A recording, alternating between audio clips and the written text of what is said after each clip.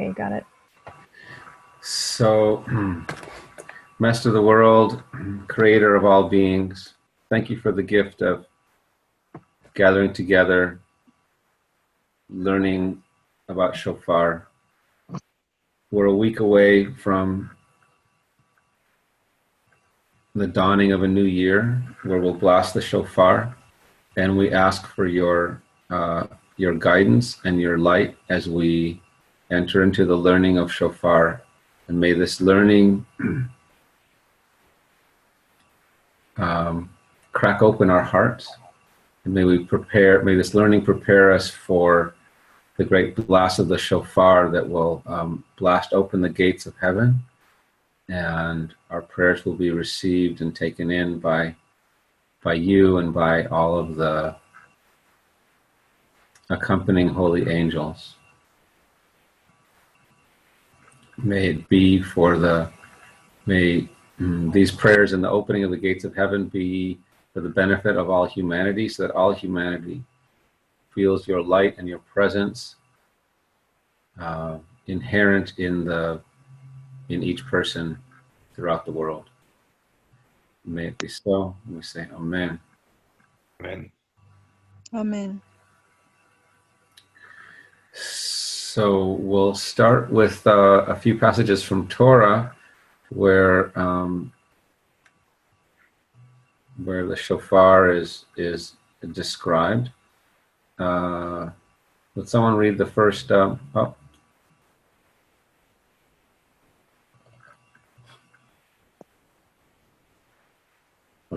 Would someone read the first?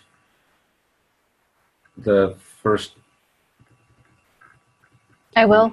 Okay, great.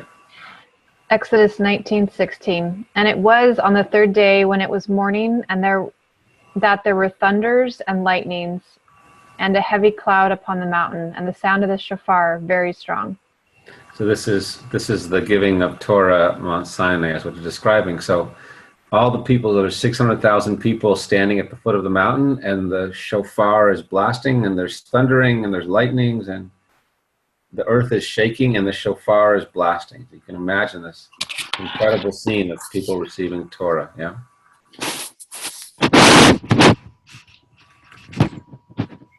Okay. Lucinda, can you continue? This one's from Leviticus. Speak to the children of Israel, saying, on the seventh month, on the first day of the month, there shall be for you a resting day, a remembrance. Zichronot. With shofar blasts, a holy calling. You shall not do any laborious work, and you shall offer a fire offering to the Holy One. So the seventh month, on the first day of the month, that's what Rosh Hashanah is. So that's what's starting next Wednesday night and Thursday. Any questions so far?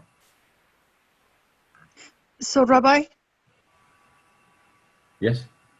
Is this where the first word of shofar actually appears in the Torah? The first one is in Exodus at Mount Sinai. So that was the first one that it was read? Right, yeah. And then okay. And then in Leviticus it's the second one. Yeah. Okay. Thank you. Sure.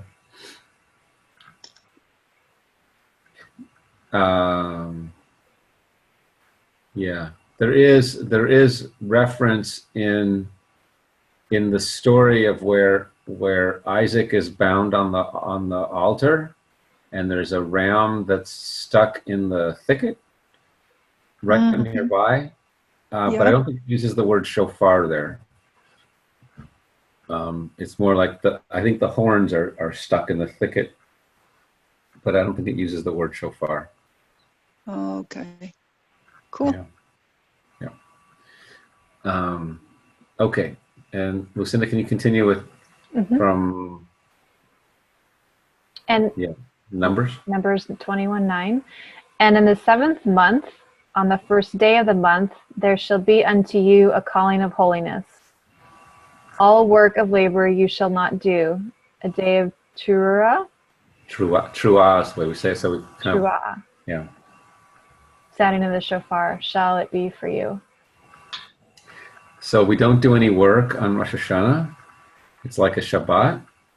And it's Mikre Kodesh, so it's calling of holy. So it's like it's calling us to be holy. It's calling to the holiness inside each of us. And it's a day of sounding the shofar. It doesn't really explain what is the sounding of the shofar about. It just says it's a day of sounding.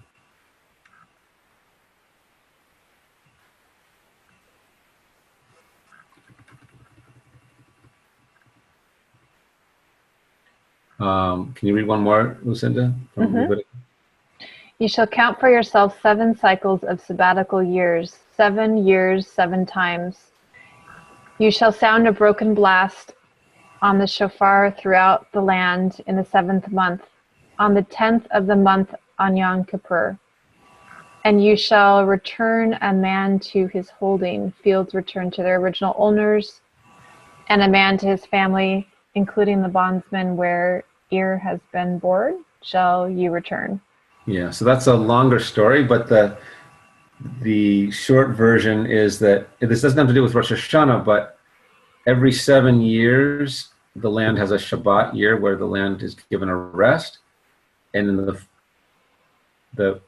so 7 cycles of 7, and in the 50th year, the Yovel year, the Jubilee, Yovel is Jubilee year, the land is returned to its original owner, and it's marked by, in the 7th month, on the 10th of the month, so that's Yom Kippur, so that's 10 days after Rosh Hashanah. There's a blast of the shofar, and then the land is returned to its original owners, and slaves are made free, and so on. So it's another place in Torah where the shofar appears. Rabbi? Yes. So the Torah says that they would pierce the slave's ear if he did not want to leave. Right. So how come this one here says that he can actually return to his family? Yeah, you're right. You're right that if he wants to, he can choose to stay as a slave, and then there's the symbolic of this thing going through his ear. And so what you're asking is how is it that he returns? Right. Because I thought he wasn't supposed to. Right. Let me see. I happen to have it open right here.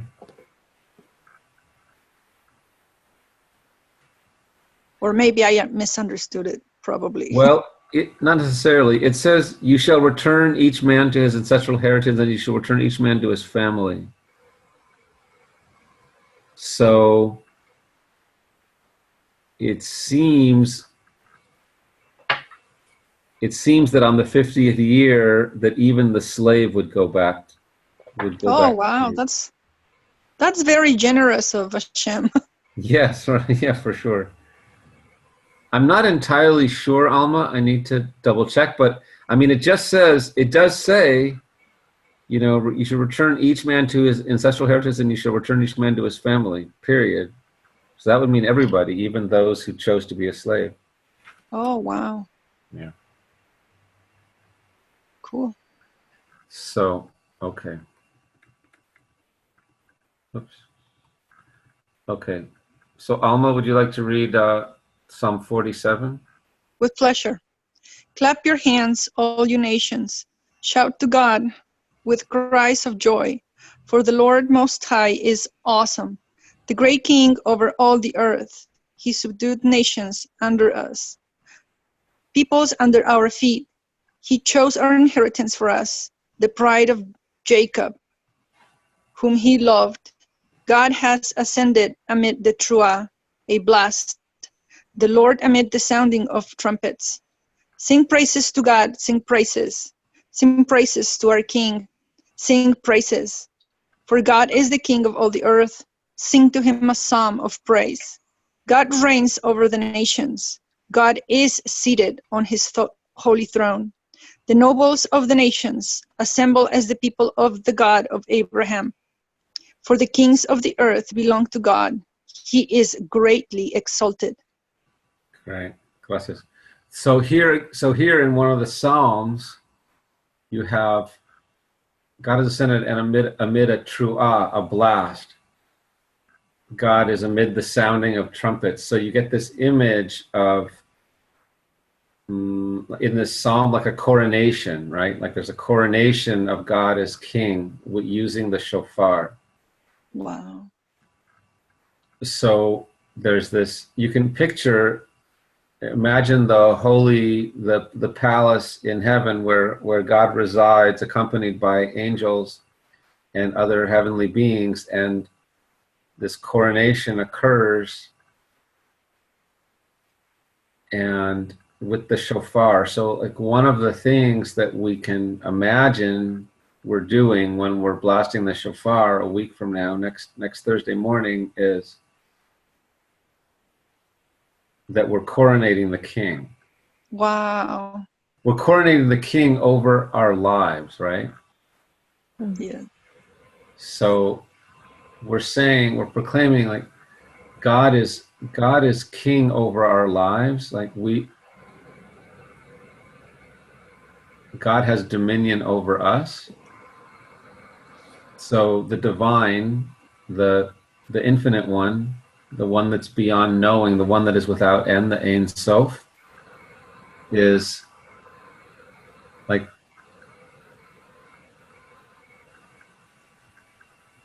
rules us.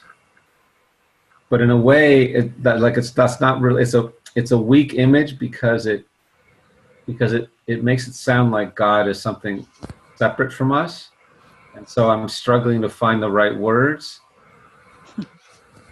It's more like the divine is in us. It's kind of like, if you imagine that your body is a vessel,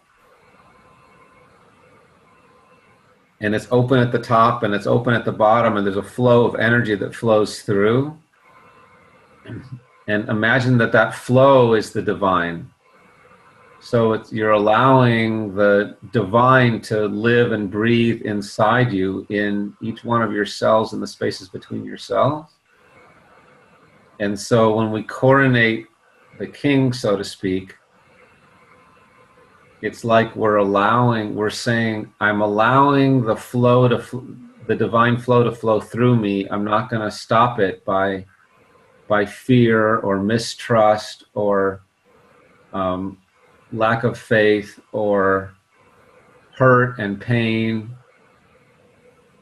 I'm just going to allow myself to experience the divine moving through me.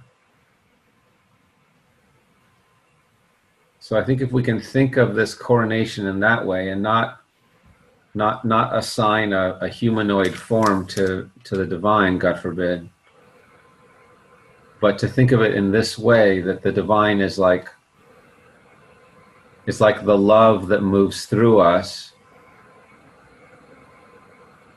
It's like that love that moves through us is what is really divine, and we're allowing love to be the ruling force in our lives.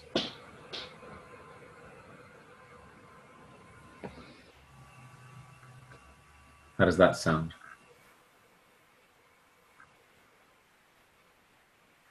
Awesome. Really, really good. Great. And so so if you go with that image that I painted, then what would that look like in your life? Alma, what would that look like? My goodness, to me, it's just what it would look like in the physical life. Is that your question? What it would like? Yeah, how would you experience it? Is what I'm asking. Oh my goodness, I would probably cry first, and I would feel really special and really, I don't know, like I don't deserve that. Like it would make me feel really special. Well, I invite you I invite you to imagine that you do deserve it. In fact, that it's your birthright. And no one can take it away from you. Oh. And that it's yours. It's yours always. And it's everyone's. And you can choose to be in it and just allow it to be. Wow. It's just, it reminded me of the parasha where it says it's not beyond the sea, or it's not in the heavens, it's in your mouth. Right. That's right. That's right. That's what we I don't know, it's just, it gives me the chills. That's awesome. That's awesome. We actually read that verse this week. Right. That you said it, that you just said, that it's not so, don't think that this Torah, that this teaching is so far away from you, that it's up in the heaven. You need to ask someone to go get it for you. It's right here. It's right here on earth. It's right here for you. And we read that this week. Yes. Yeah. So, any other thoughts or comments? Okay. We'll go to the Mishnah. I don't know if I should go to this or not.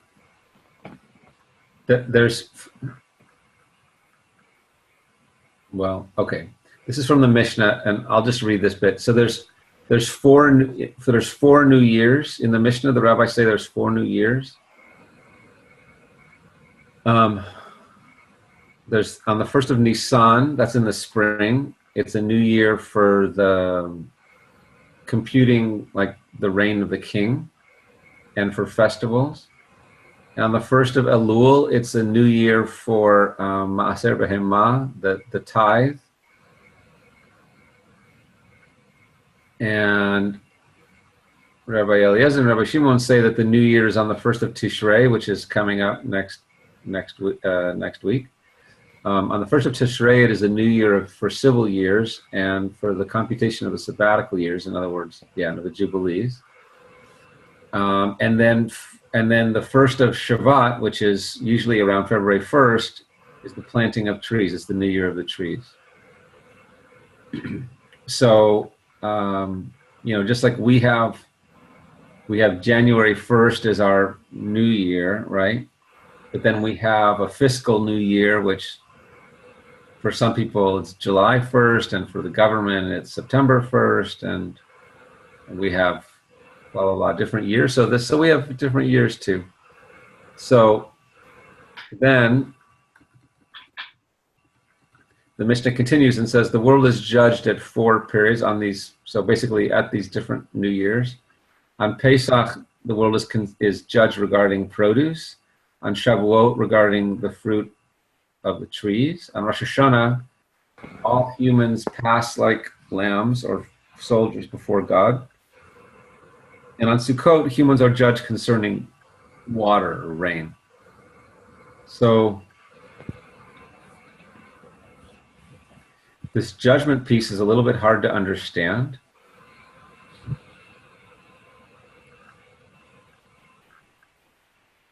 I think that to start with, it's good to just think of in terms of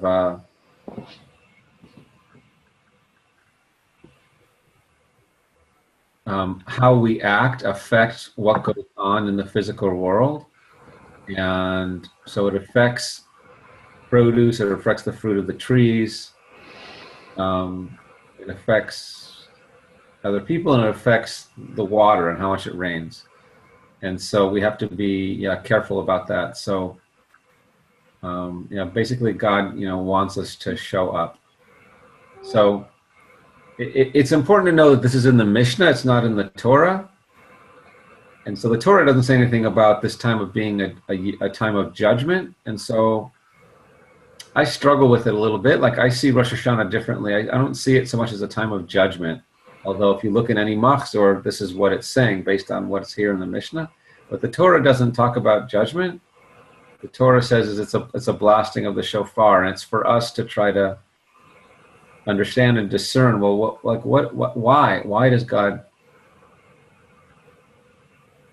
Why, or maybe why is not the right question, but what is it that God's asking us to do by blasting the shofar on Rosh Hashanah? Did you have a thought there, Lucinda?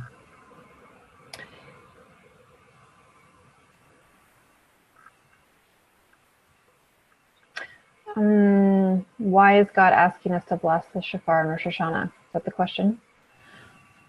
Well, I'm not sure it's an appropriate question. That is what I said, and then I backtracked because I'm not sure why is an appropriate question. But as we read up above in the Torah, it says blast the shofar on,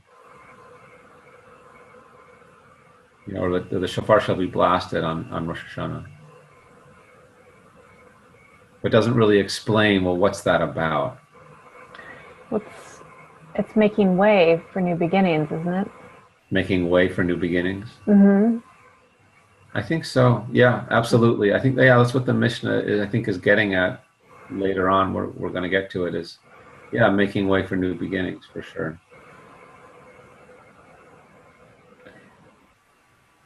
I imagine there's more too, but. Yeah. As we'll see, there's a thought that the Satan, Satan is how you would say it in conventional English, but the Satan, the adversary, the one who would always, like, in our own personal lives would kind of cause us to do something less integrity than we ought to do. Always that adversary that would say, "Oh, well, but you could do such and such." So the shofar is thought of as a way to confuse the Satan with so many calls, over 100 calls, that it'll just confuse the Satan, and the Satan won't get in the way, won't be able to interfere between the conduit between our prayers and the Holy One. So there's that thought. And when I blast the shofar, I think of, I ask God to open the gates of heaven to hear our prayers, to hear all of humanity's prayers. So physically, just blasting open the gates, like Joshua and the walls of Jericho. So, and there could be others. I mean, is there something else that comes to mind? For me? Yeah. Well, I think you just said it. It was not just making way, but clearing the way also, and opening the way. You said it really beautifully. Yeah. Besides the celebration of calling out that we're in the kingdom of heaven, right here within us, like you mentioned earlier. Yeah, absolutely. Yeah, this calling of, that's really beautiful. Thank you for that. And the calling of holiness, like be holy, like wake up, pay attention, be holy. Mm-hmm. The great Kodesh, the calling of holiness, like wake up, you mortals, I want you to be holy. Mm-hmm. So here's a few things on Mishnah, from the Mishnah. Anybody want to read the first paragraph or two from the Mishnah? Sure, I'll read it. Okay. All shofars are fit to be blown on Rosh Hashanah, except for that of a cow, because it is called a horn and not a shofar. Rabbi Yossi said, "But are not all shofars also called a horn, as it is stated in Joshua 6:5, upon a long blast from the ram's horn?" So there's a conversation that ensues, and so I didn't include all of it, but the answer is that the way that rabbis answered is that A horn from any animal that's a kosher animal, except for a cow, is a kosher shofar. So it could be a ram, it could be an ibex, it could be a number of different animals. And it goes on and says, on Rosh Hashanah, you should blow from a horn of an ibex. On Yom Kippur, you should blow from a horn of a ram, and so on. And there's other characteristics about it. And but what I've heard, it's not in this Mishnah, and I don't remember where I heard, like what the source is but the reason that we don't use the horn of a cow or a bull, I mean, a cow is female, so a bull is male, is that because we made a molten calf at the foot of Mount Sinai, that would be a reminder of the idolatry, and we wouldn't want that to be confused with what we're doing.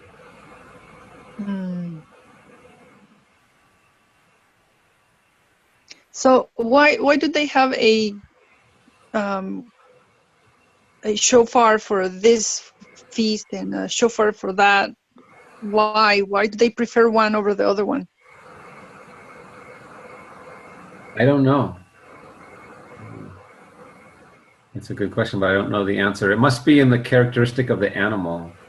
Oh, okay.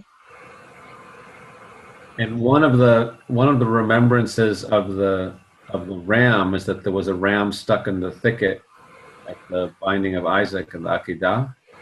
Mm-hmm. We remember that moment when humanity turns away, when God says to humanity, turn away, like don't do child sacrifices.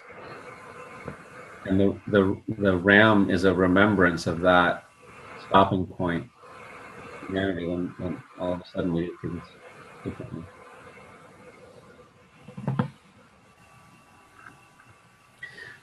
So the following paragraph, which Brandy, I'd love for you to continue reading. This one that says, if a shofar was cracked, it gets into what makes a kosher shofar and what doesn't, and I just want you to know what that is. So can you go ahead? Sure. If a shofar was cracked and one glued it, it is unfit. If one glued fragments of shofars, it is also unfit. If it was pierced and he sealed the hole, if the hole impedes the blast, it is unfit, but if not, it is fit. So Should I keep on going? Well, I just want to pause there for a moment, and then I'll have you continue. So in other words, so if it's cracked, even if it's glued, it's not kosher. And if it was broken into fragments, it's not kosher. If you pierced it and sealed the hole, it's okay. It's kosher if the blast can still happen, but if it can't, then it's not kosher.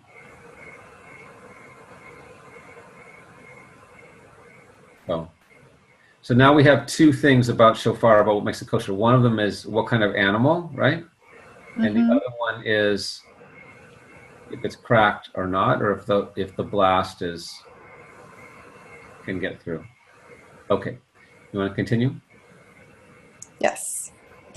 One who blows into a cistern or into a cellar or into a barrel, if he heard the sound of the shofar, he has fulfilled his obligation. If he heard the sound of an echo, he has not fulfilled his obligation. And so too, he who is passing behind a synagogue, or whose house was adjacent to a synagogue, and heard the sound of a shofar, or the sound of someone reading the scroll of Esther on Purim, if he had intention for the commandment, he has fulfilled his obligation. But if not, he has not fulfilled his obligation. Even though this one heard and that one heard, this one had intention and that one did not have intention. So did you follow that? Can you put that in your own words then? That sounds like if, in order for you to fulfill your obligation, you have to intend to fulfill it and put conscious intention there. And if you sort of accidentally, are present when these acts or rites or rituals are happening, you can't say that you've fulfilled your obligation. Right. So if you're just passing down the road and it's Rosh Hashanah and you're passing by a synagogue on your way to Costco to pick up paper towels and tuna fish, and you happen to hear the shofar blasting, that doesn't count. But if you were on your way to Costco and you stopped and you thought, oh, I can hear the shofar, I'll just stand outside the shul and listen, would that be okay? I mean, would you fulfill, what I mean is, would you fulfill the obligation of hearing the shofar?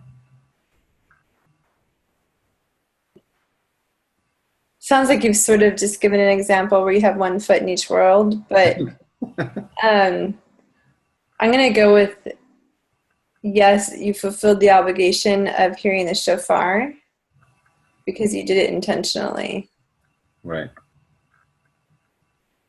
Right. Yeah, I think that's right. I think that's what the rabbis are saying. As long as you intentionally stop to listen, then you're good. Then you fulfilled your obligation. So the obligation is not to blow the shofar. The obligation is to hear the shofar. So that's the mitzvah. So if you hear it, the intention of hearing it, then you fulfilled the obligation. So that's why there's people, there's rabbis, there's my friend Michael, who's an expert in shofar, and he has a whole book that he wrote that's online. You can find it. His name is Michael Chusid, C-H-U-S-I-D, and he wrote a 2-volume book on shofar. And anyway, so he makes it a point of going to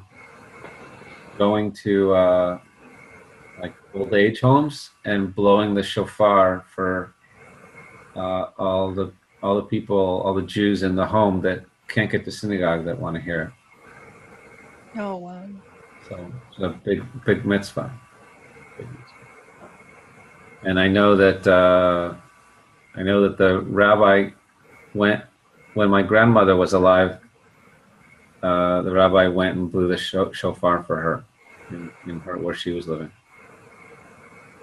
So That's nice. okay, so then we get another Mishnah. This one is about, okay, so what's the order? There's different calls. So what are the different calls? So Randy, can you continue with that? Yes. The order of sounding the shofar is 3 sets of 3 blows are sounded thrice. The required amount of time of the tekiyah, a long uninterrupted blow, is like that of 3 terot, interrupted blows. We don't really pronounce the E, so it's more like truot. Terot. And that of each tekiyah is like that of 3 short blows, understood to be like sighs or cries. If one blew the first tekiyah and prolonged the second so as to be like 2, he has only 1 tekiyah credited to him. So read that last sentence again. If one blew the first tekiyah and prolonged the second so as to be like 2, he has only 1 tekiyah credited to him. So there's 3 blasts, and each one has to have the same trumatin. I'm saying that right? Are there any musicians in the crowd? Mm-hmm. So the trumatin is like a unit of time in music, and so you can divide. Like if any of you read music, you know that you can have a whole note, and you can have quarter note and eighth notes, right? And so a quarter note, you play 4 of them to get a whole note, but you do that in the same amount of time. Does that make sense? So in the calls of the shofar, they all are, even though they're different, one's a long note, one's 3 short cries, and one's 9 or more individual ones, they all take the same amount of time. So that's called a trumatin. So here's at the risk of getting my neighbors mad at me. So I want you to call out tekiah.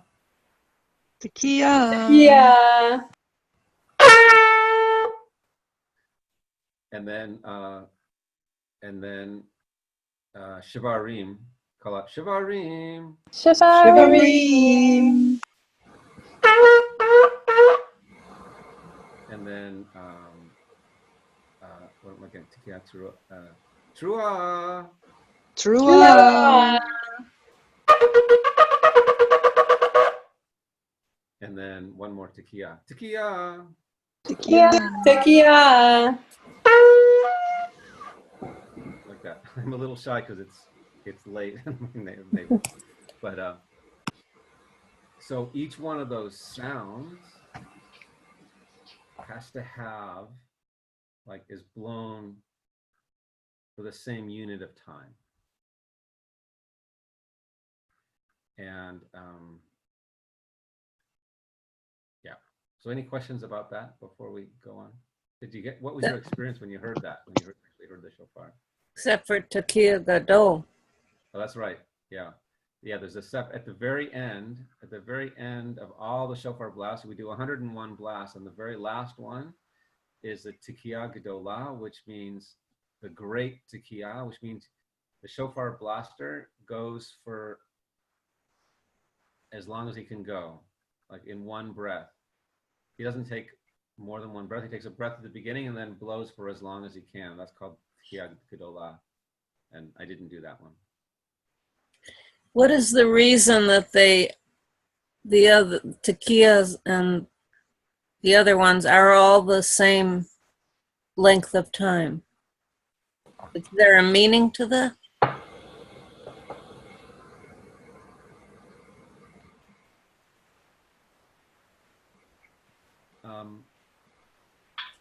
Haven't learned a meaning to that, but maybe the answer is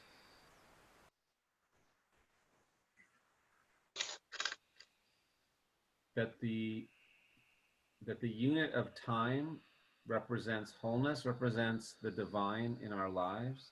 And so whether we're feeling whole or broken so that we're crying, or so in our suffering so that we're weeping, whether we're whole in one note, or crying in 3 separate notes up to God, or 9 staccato notes that we're just weeping in this shortness of breath, they're all the same oneness. We're still with God in whatever state that we're in. It's all like God doesn't change. Like we go through life and we have hardships, and sometimes we're whole and other times we're broken, but whether we're whole or we're broken or we're really broken, like God remains constant. And so that's why we have that length of time for those blasts remains the same for all 3. And then the ultimate truth, the Tekiah Gedolah, is that everything is one. So there's only God. Wow.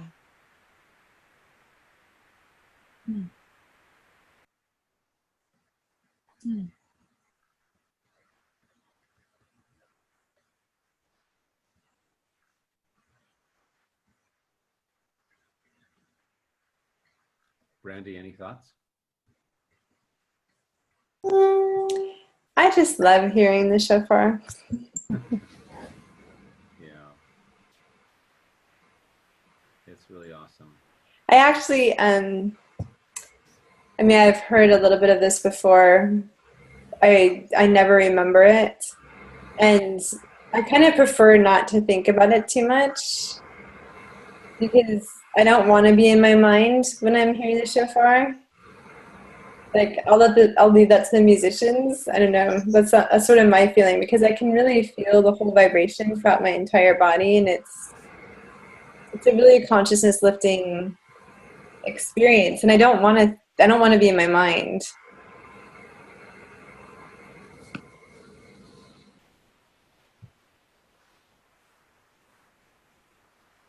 I think that's part of the point, is to get out of your mind, right? And so what do you think the rule is for a deaf person? Oh, yeah. To feel it? Yeah. Feel the vibration, maybe? Yeah, exactly. Right.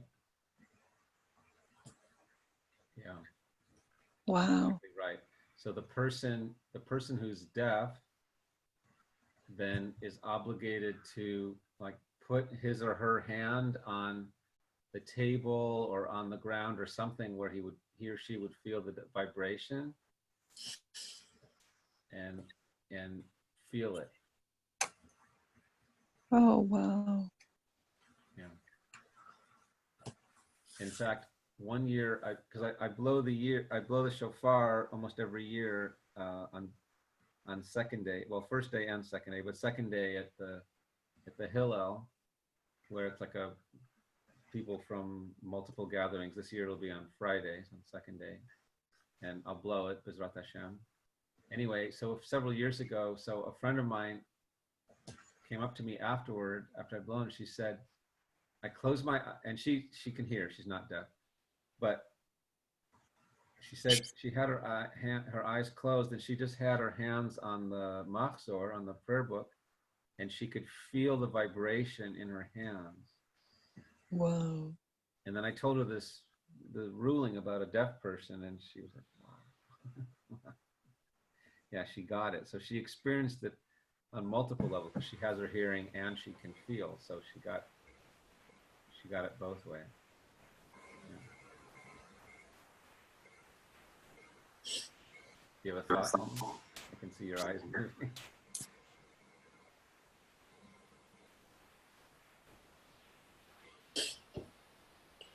I'm curious how the experience is for you in listening to the shofar versus blowing it.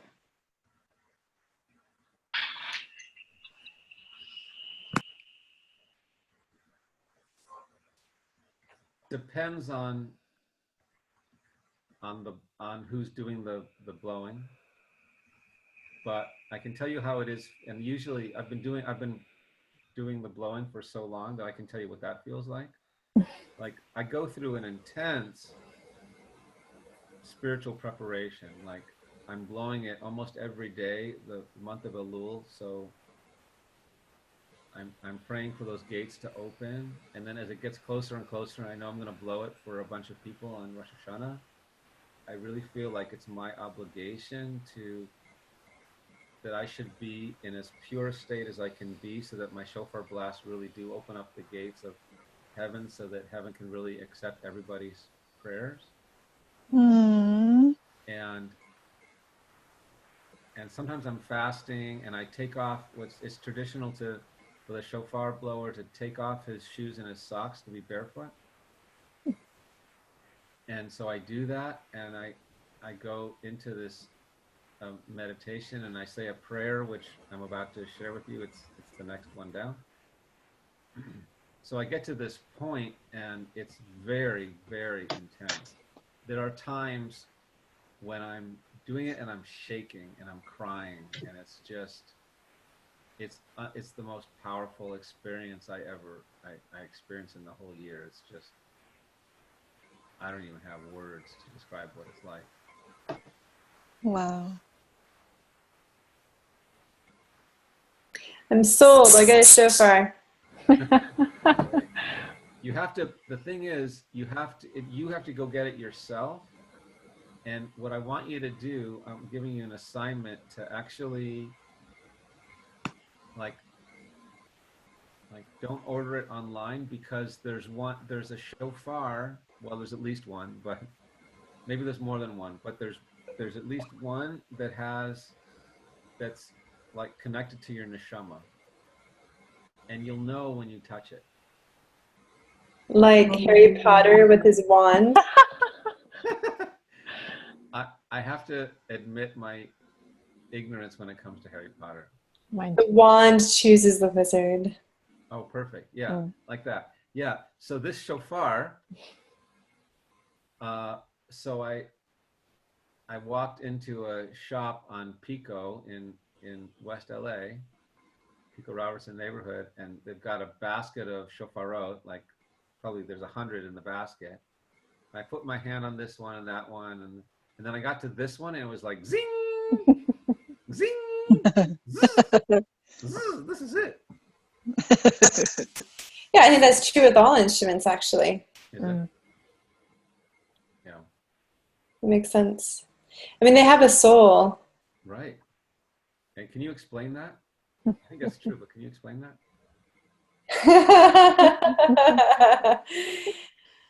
I'm not sure if I can explain it, but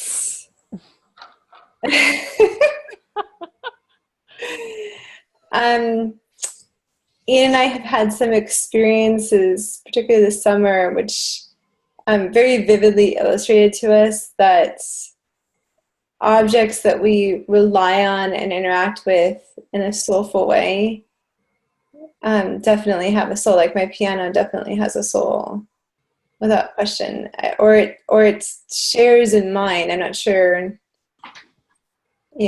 how to phrase that exactly. And I actually believe that cars do as well, which I know might sound very sacrilegious, but they it's almost like they take on the field of consciousness that they're bathed in. That's really good. That's really helpful. Yeah. That's great. Okay, let's read. So this is prayer for the Tokeya. The Tokeya is the one who's the shofar blower. So this, I've taken this from a Machzor. I say this every year. This one is from the Art Scroll Machzor, the Sephardi Nusach. So this is Sephardi. And I think that this is written by the Ari. Let me confirm that. I'm pretty sure that's right. Yeah, this was written by the Ari Zal. So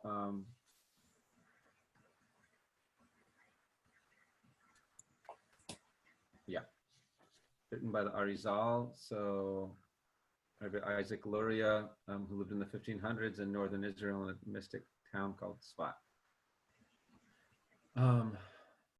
So Lucinda, would you read this? And so there's names of angels here, and the instructions in the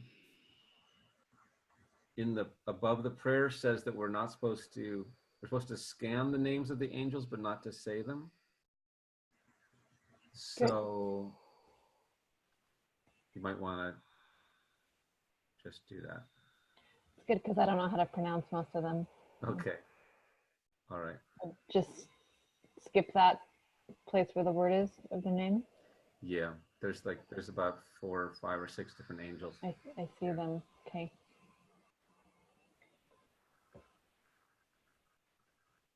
So go ahead. You want to read it? May it be your will, Holy One, the God of heaven and the God of the earth, the God of Abraham, the God of Sarah, the God of Isaac, the God of Rebekah, the God of Jacob, the God of Leah and Rachel, the great, mighty, and awesome God, that you send me all the pure angels, the ministers who are trusty in their mission and who desire to vindicate your people, Israel.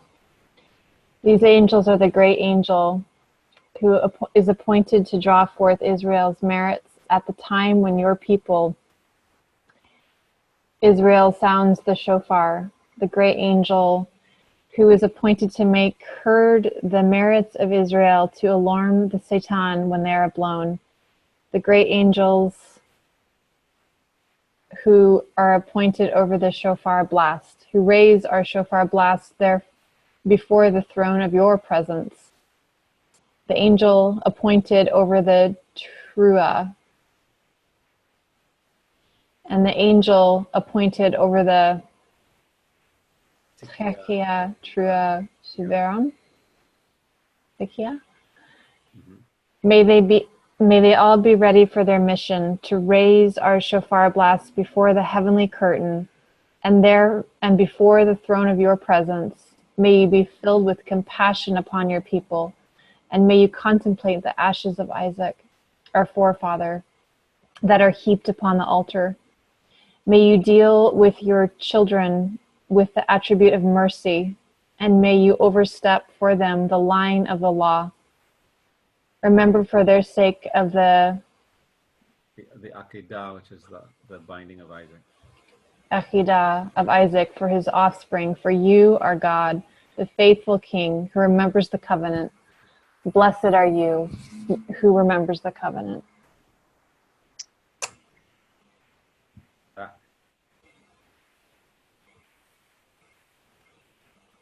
Alma, did you catch that, or did you have to go away for a minute? No, I did. I thank you. I did. Good. What whoops. Oh no. Ah. All right, let me get it back.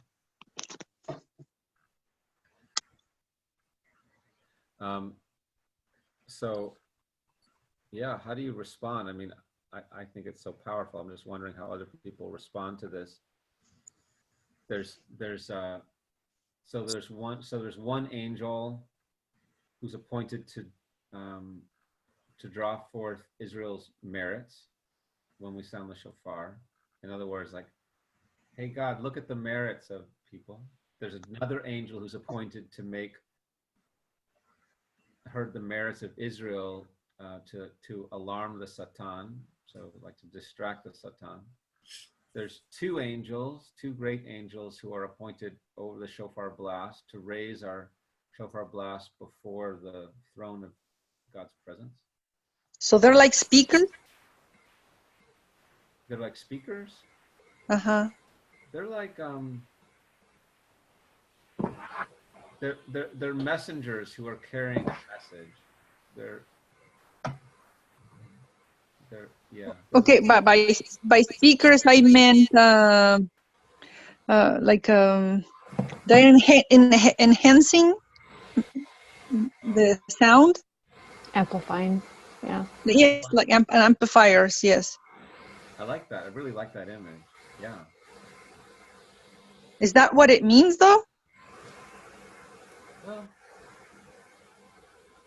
an angel is like an emissary. It's a person who brings a message. Right, but these two special angels are doing that, like they're amplifying the sound. Yeah. I think that's right. Yeah.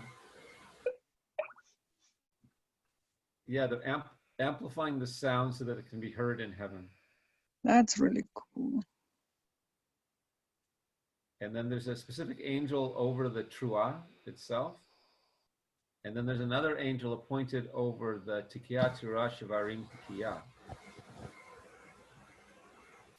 So how many is that? 1, 2, 3, 4, 5, 6. 6 angels. Wow.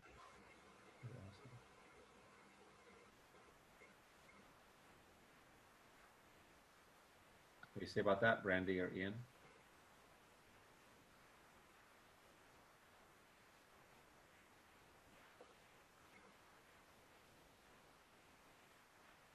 Any thoughts? I'm just taking it in at the moment. Yeah. Okay. How about you? So, Rabbi, in the real, when they're doing the prayer, the actual prayer, this prayer, do they actually speak the names of the angels, or they're just not saying the names of the angels? There's a tradition for the person who's blowing the shofar to actually kind of just say this out loud, but to himself, and then to say the following one out loud for the whole congregation to hear. But either way, some of the blowers will actually say this out loud for the whole congregation to hear. But when it comes to the names of the angels themselves, not to say them. Oh, so they never are spoken. Not in this prayer. There are people who speak these names out loud, but I'm just conveying for you the instructions for this particular prayer. Oh, okay.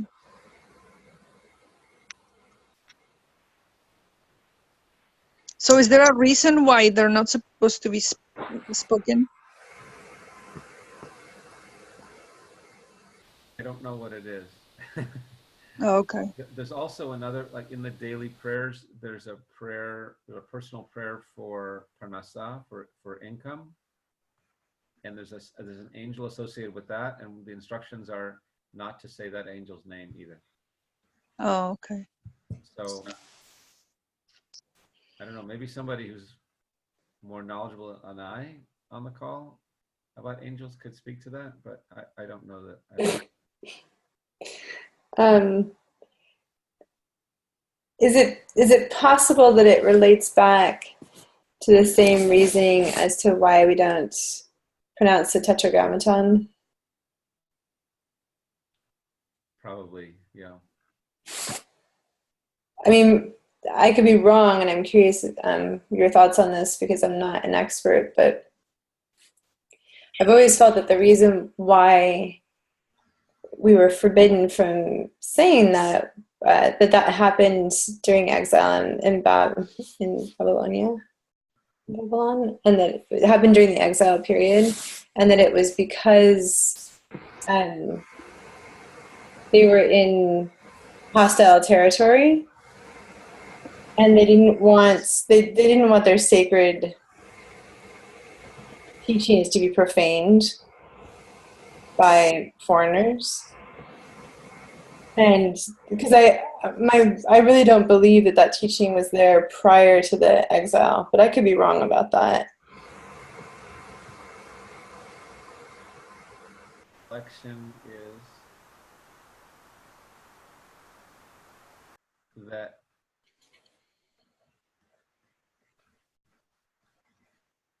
in the Mishkan, there were several compartments within the larger tent, and one of them was called the Holy of Holies, and that then that architecture is repeated on a grander scale in Jerusalem when the temple is built. The first temple is built by Solomon, and then it's rebuilt. The second temple is then rebuilt sometime later. I mean, the first temple stands for, I think it's 500 years, if that's right, 1,000 years. I can't remember the number. And then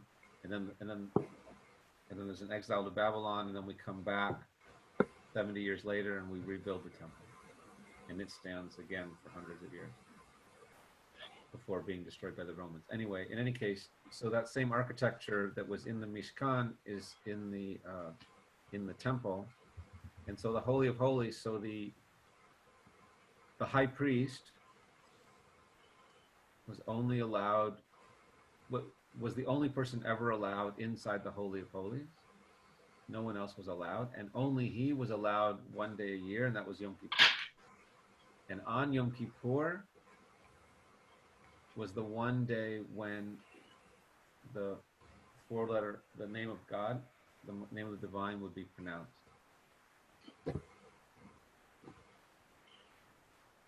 And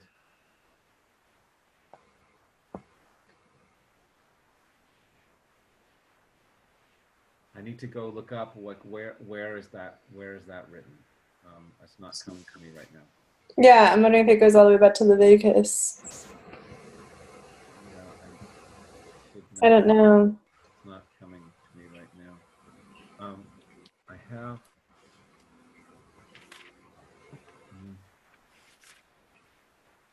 I'll look it up and then I'll let you know. I don't have it right at this moment. Yeah, it's a good question, and it might just be that it's just, that it's so powerful that we just we need to be really careful around its power and not to use it in a manipulative way, and just to honor the presence of the divine. And I think it might be that by uttering it,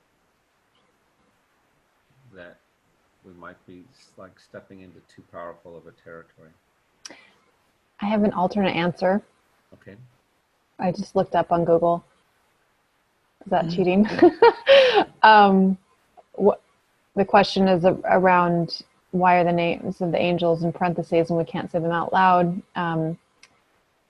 Rabbi Chaim Vital writes, The Arizal, I'm not sure if I'm saying that correctly. So the Arizal was his teacher. So Chaim Vital was the preeminent student of the Ari. Okay. So the Ari warned against pronouncing the names of the angels aloud, because when the angel hears his name being called, he is required to come down. When the angel sees that he was summoned unnecessarily, he becomes upset and can accuse the person. So certain angels, Gabriel, Raphael, Ariel, and Nuriel, are excluded from this, and people can be named after them. So that's... So the four can be pronounced. Gabriel, Michael, Raphael, and Uriel pronounced. They're excluded, but the other ones were not allowed to pronounce because... Say that again. Because the angels are summoned. Certain angels are summoned and come down unnecessarily. When it sounds like they're appointed for a certain duty or guardianship, and there's certain angels we can call upon and certain ones to not. So it seems like, that would imply if we are allowed to say them, it's just that our intentions have to be really pure.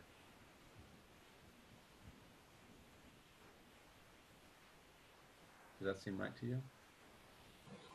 Well, this is saying that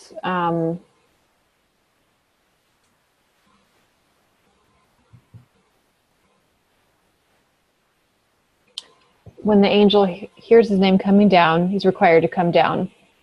So when the angel sees that he was summoned unnecessarily, he becomes upset and can accuse the person. So, right, if angels are summoned unnecessarily, meaning if your intentions are not pure, you're saying that's... I'm just saying that it seems like the prohibition is because of a fear that they would come down unnecessarily. If your intention was really pure in calling them, and if you really needed them, that it would be allowed to call them. You're just not allowed to do it. Oh, let's just see if they'll come, kind of thing. Let's just see it. Let's call on them because we want our team to win the baseball game. In that case, I think it would not be right. But if it's something where we really need help in our lives, then it seems like the implication that what Rabbi Vital is saying is that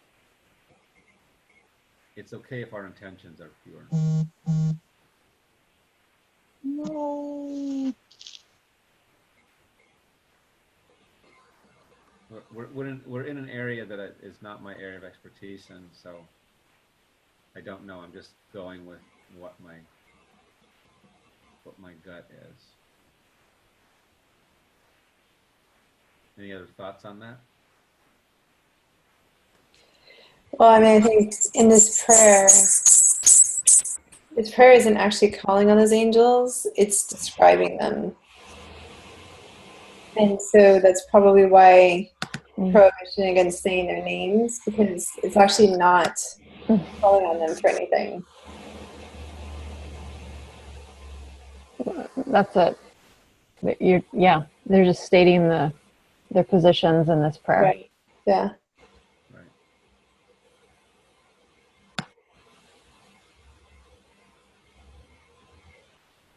And so for that reason, then we're not saying them because we're not calling on them. We're just describing what their role is. Right. So then they'd be coming down unnecessarily.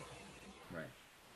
Beautiful. But if we wanted to call on them, call these 6 angels and call them to accompany the blast, that then we could do that. We could ask them to appear and to accompany the blast and to do their respective roles, their jobs. Yeah, I sort of take the teaching the way you took it, which is to say, take them seriously. They're real. Don't mess them about, and that it's more a teaching to drive home that point than anything else. Of Don't just go through this by rote, and don't call on them by rote. So like, be aware of the spiritual power that you're invoking when you call upon them, and don't do it idly.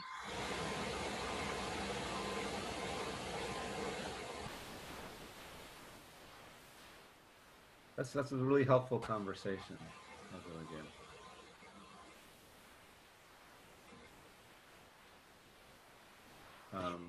So this is an additional prayer, and sometimes this one is said out loud. I'll just read it. May it be your will, Holy One, our God and God of our ancestors, that your compassion suppress your anger upon us, and your compassion overwhelm your attributes.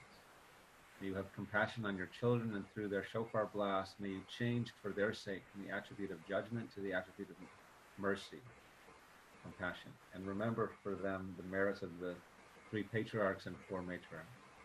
May they be engraved upon the throne according to the order of their birth, Abraham above, Isaac opposite him, and Jacob in between, and may no error or sin intervene. May you enter for their sake beyond the boundary of judgment and find favor from me before you and have compassion on me.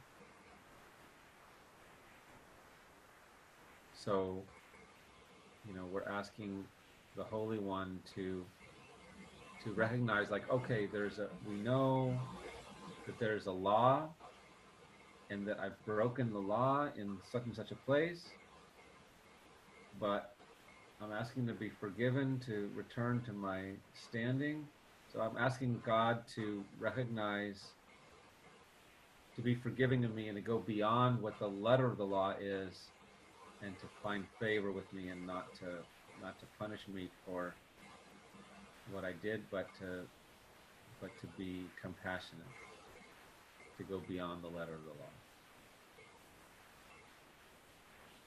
So there's just a little teaching I just want to share with you as we close out. So this is from Yehuda Guz, I don't know.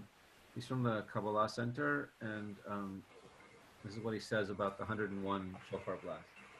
He says they're divided into 4 levels, and each has its own spiritual connection, each focusing on eliminating a specific aspect of negative energy.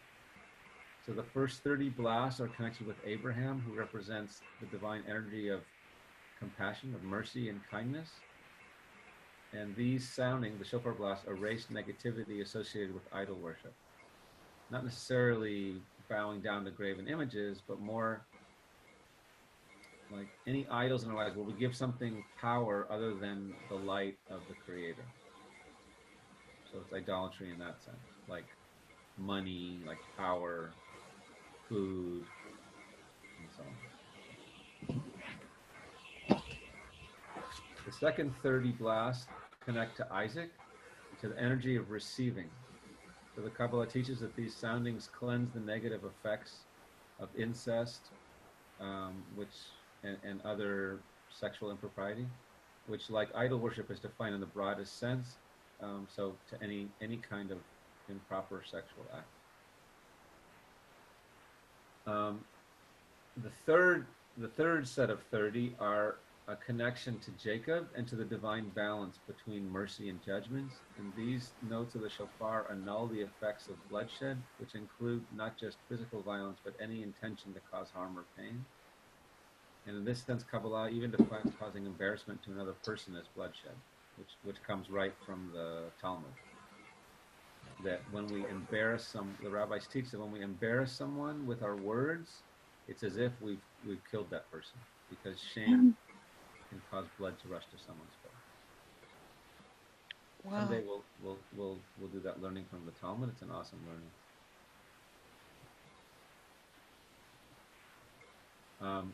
The final 11 blasts are connected to King David and to the spiritual energy of Malchut, which is the foundation of the physical world. And can't make this disappear. Can't remember what it said. These last soundings, I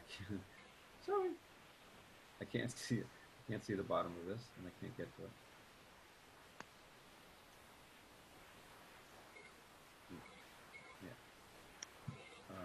Anyway, we can look that up. I wonder if I can do this. Let's see the end of it.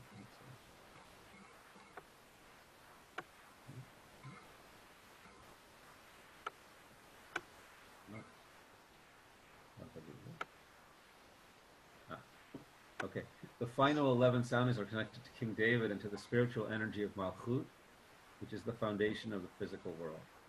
These last soundings deal with the negativity of evil speech and the damages that is done by any form of gossip or slander. So in summary, there's 110 blasts. 101 blasts. And so each one, each set of blasts is connected with a different element that's related, kind of like there's a forgiveness element that's associated with it. So that's what I want to share with you, and I want to bless you that you should have that your body should be an open conduit. Your body should be totally connected to your neshama, to your soul, so that you can be a vessel and experience the divine, which is your true nature. That the light of the divine is what is true and eternal in you, and that nothing and no one can change that, because it's a truth that's not malleable. It's a truth that continues through time, and that even when after you've passed to the next world, that your soul will still be in that state of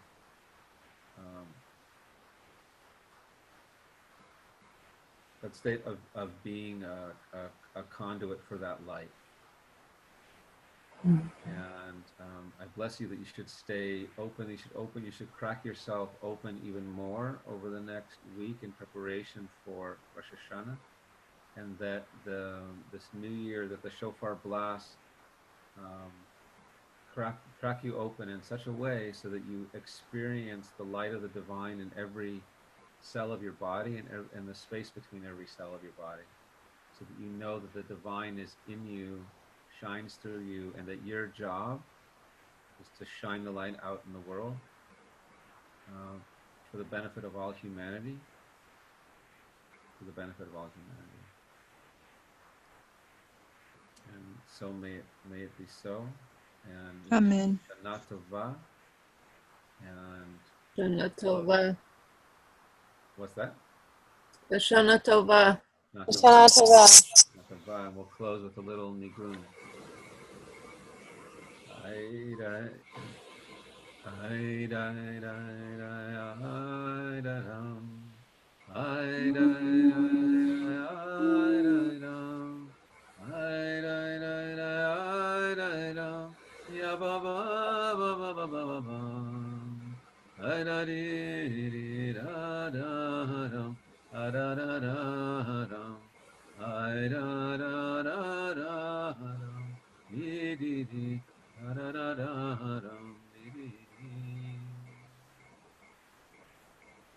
Sweet dreams, Laila Tov. Thank you so much. God bless you. Laila Thank you, Tov, brother. thank you. Shalom, shalom. Thank you. Thank you.